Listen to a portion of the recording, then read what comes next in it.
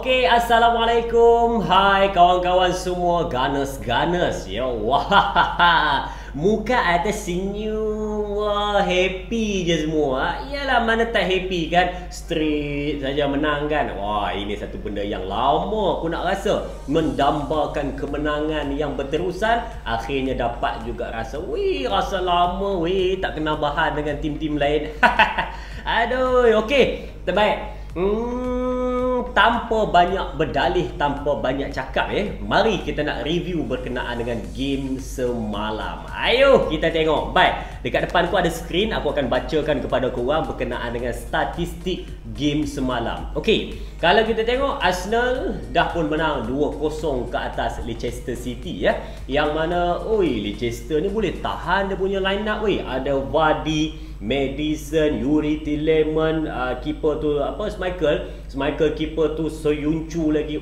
Banyak sebenarnya player-player yang menggerunkan. Tapi sebenarnya jujur dalam hati aku tak expect pun boleh menang 2-0. Aku target lebih kurang dalam, kalau menang pun ada berbalas, macam 2-1 ke, 3-2 ke, 4-3 ke, ataupun seri 1 sama, ataupun seri 0-0. Aku sebenarnya memang tak target Arsenal akan menang 2-0. Tapi dengan semangat juang yang kental ya, berbekalkan player-player yang orang kata semalam menampakkan diri dia sebagai player-player kunci ya, key player untuk game semalam. Antaranya adalah yang paling utama, yang memang aku letak ranking paling atas sekali, key player semalam adalah kita letakkan kepada Aaron Ramsdale, yang mana dia buat satu save yang world class save.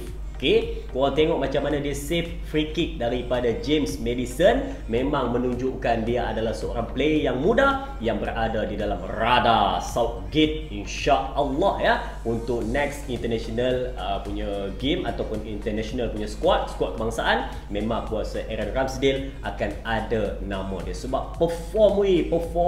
Kalau korang tengok semalam perform, ya amat perform. Okey, ya Allah, kadang-kadang kita nampak dia ni betul ke umur dia 20 lebih ni, nampak macam sangat-sangat berpengalaman walaupun usianya muda, tetapi skill dan juga ada dia punya teknik-teknik yang cukup berpengalaman. Inilah kelebihan yang ada pada Aaron Ramsdale. Memang Leno ni terus lena je lah kat kerusi simpanan tu, tapi tak apalah, Leno boleh main untuk game-game yang lain. Okey, baik.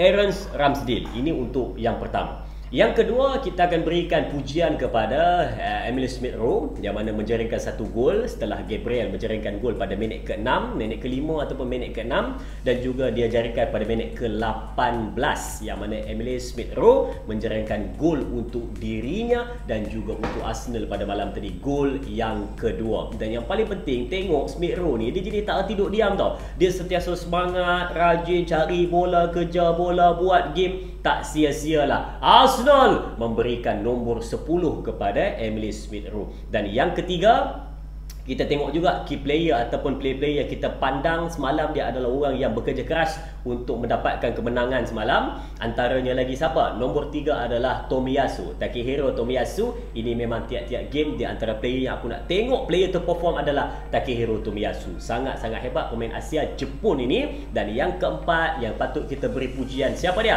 Adalah Nuno Tavares. Nuno Tavares ni pun aku pelik tengok dia sebenarnya. Dia ni muda, sama juga muda, tetapi dia ada satu skill yang sangat-sangat hebat. Dia punya main, daripada kiri membawa masuk ke tengah sampai ke atas, sudah dekat atas dah. Dia punya crossing pun sangat-sangat baik. Memanglah kita kata tak ada lah sampai tahap world class punya crossing, tetapi dia ada skill yang menarik. Dan juga kaki dia tu memang dibuat khas untuk menghantar bola, dan laju kaki dia macam lipas pudung kaki tu laju. Dan seterusnya adalah Gabriel pun semalam perform.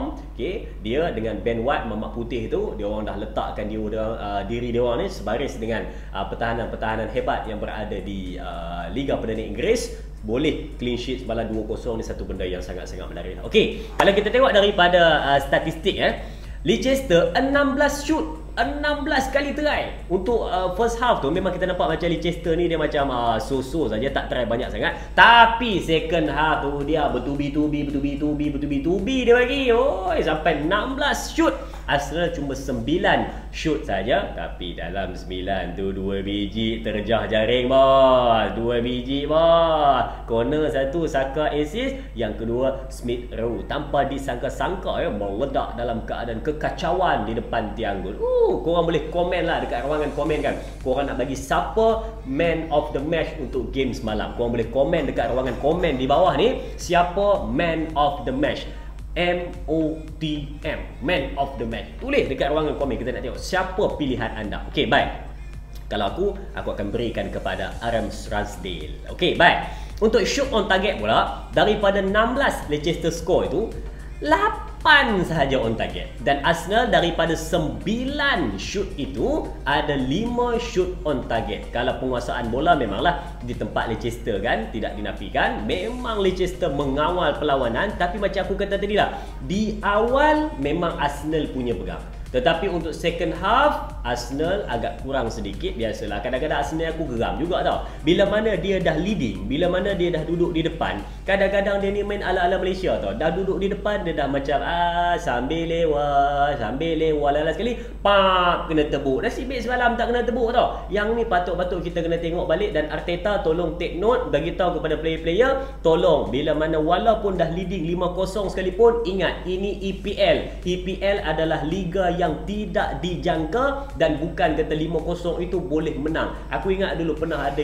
satu game Arsenal lawan Newcastle. Tahun bila aku tak ingat, tapi masa tu Arshavin ada lagi, Van Persie ada lagi, Aaron Ramsey ada lagi kan. Masa tu Arsenal leading 4-0. Okey, masa tu Newcastle ada Dembaba. Okey, masa tu Newcastle ada Dembaba. Masa tu Arsenal leading 4-0. Masuk second half 4 sama. Masuk second half 4 sama weh. Mana hati yang tidak terluka melihat keputusan seperti itu. Di bajet sudah pun menang 4-0, akhirnya kecundang jua. Akhirnya kecundang jua. Tu dia. Sebab tu kena hati-hati ya. Arsenal tolong take note ya. Penguasaan bola Leicester 65% dan Arsenal 35%. Pas Arsenal kurang 342 saja pas, dan Leicester 621. Tapi itu bukan masalahnya. Masalahnya adalah sekarang itu cuma di atas kertas. Tapi kalau kita tengok line up semalam 4-4-2 yang diletakkan oleh siapa? Yang diletakkan oleh Mikel Arteta. Aku rasa 80% menjadi. Aku tak sebut 100% menjadi, aku sebut 80% menjadi.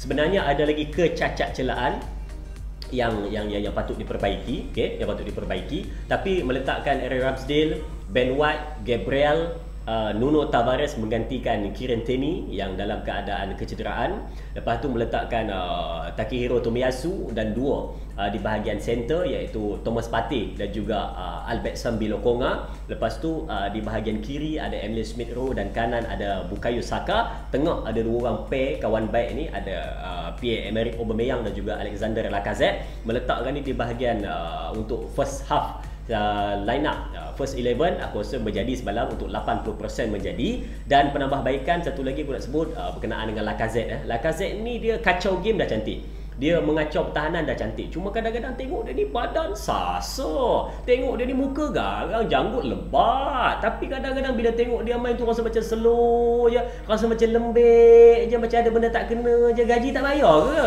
Aduh, lembek je main Lacazette. Keras sikit Lacazette kan. Korang pun mesti nampak Lacazette ni dia macam lembut sikit lah kan. Aku tak tahu lah, dulu dia keras tau. Bila mana time ada Ozil dulu kan, dia keras. Tapi bila mana dah, iyalah, semenjak 2 menjak ni dia jadi macam agak slow sikit. Aubameyang macam biasalah, kadang-kadang lost, kadang-kadang hilang, kadang-kadang menjadi. Aubameyang ni dia dua je, dia tak ada tengah-tengah. Dia kalau dia perform betul, kalau dia drop betul. Dia tak ada okay so tak ada. Dia tak ada tengah-tengah. Dia ada dua je, perform betul ataupun drop betul. Tengah-tengah tak ada.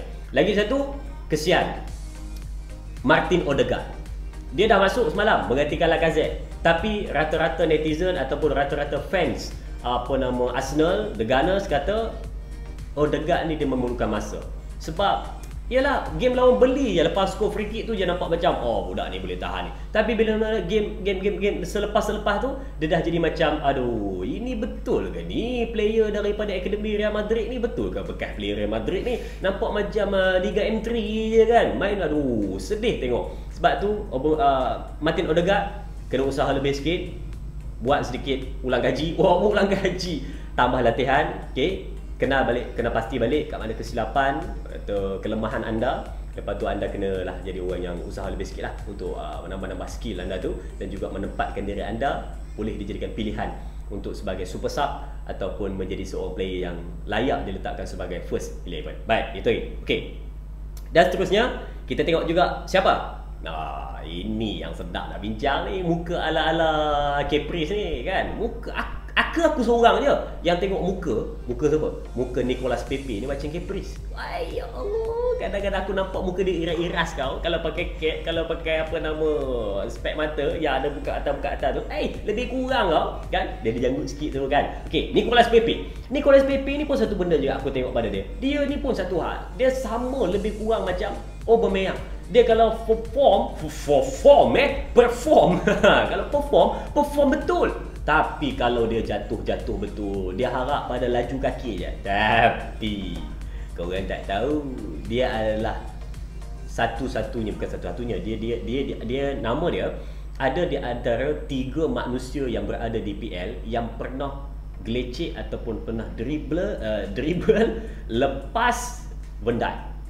3 orang je pernah dribble lepas Van Dijk kan. Dia lepas tu ada lagi 2 orang tak ingat siapa kan. Tapi nama dia ada. Tapi harap itu je lah dia punya pencapaian kan. Nak harap gol, assist, aduh payah betul lah dengan Pepe ni. Harga mahal weh, beli hutang pula tu tak habis bayar lagi. Tapi ya Allah, dia punya perform dia, aduh sedih tengok. Dia ni kalau boleh lah kan, bagilah loan kat mana-mana dulu, bagi dia belajar sikit macam mana cara nak main bola, betul datang balik masuk Arsenal. Sebab masuk dia ni asalnya Bukayo Saka tu lagi lemah daripada dia dulu masa mula-mula masuk. Tapi Saka ni dia usaha akhirnya jadi sangat-sangat bagus sampai dia letakkan sebagai role important dia dalam Arsenal. Tapi Pepe ni daripada masuk sampailah sekarang berapa kurun lama dah menanti akhirnya macam itu juga perangai dia. Tolonglah Pepe, berubahlah Pepe. Itulah orang WhatsApp tak balas, orang call tak angkat kan. Bila mana orang nak tegur tu tolong terimalah Pepe, okey. Jadi itulah di antara benda-benda yang kita boleh tengok pada game semalam. Apa-apa pun game semalam menarik, enjoy je tengok, dan kita harapkan Arsenal dapat lebih lagi lepas ini kan. Sekarang dah berada di tempat ke-6 ke ke-5 dah. Tempat ke-6 kalau aku tak silap selepas MU semalam menang 3-0.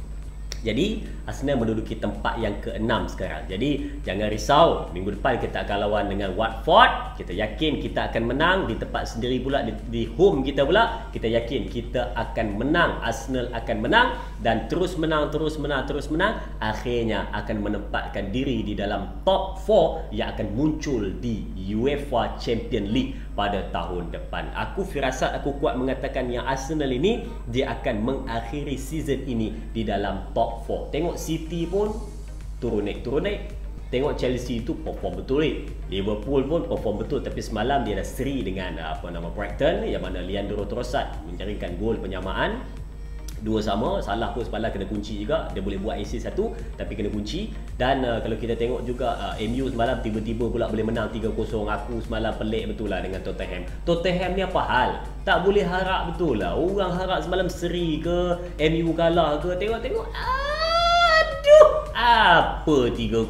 Mana Kane, mana Son, mana Lucas Moura, mana Dele Alli. Tolonglah kan. Baik, okey. Banyak yang turun naik.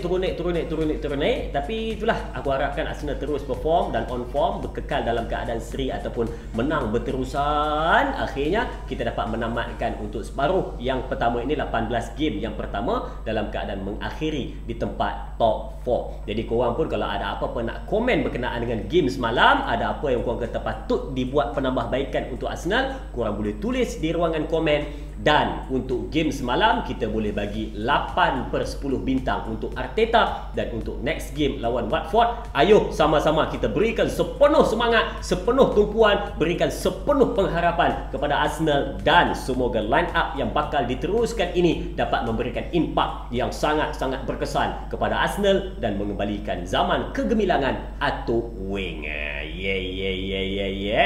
Okey, itu untuk game semalam. Terima kasih. Jumpa lagi. Bye-bye Ghana semua. Yes, COYG terus menang. Yeah. Bye-bye.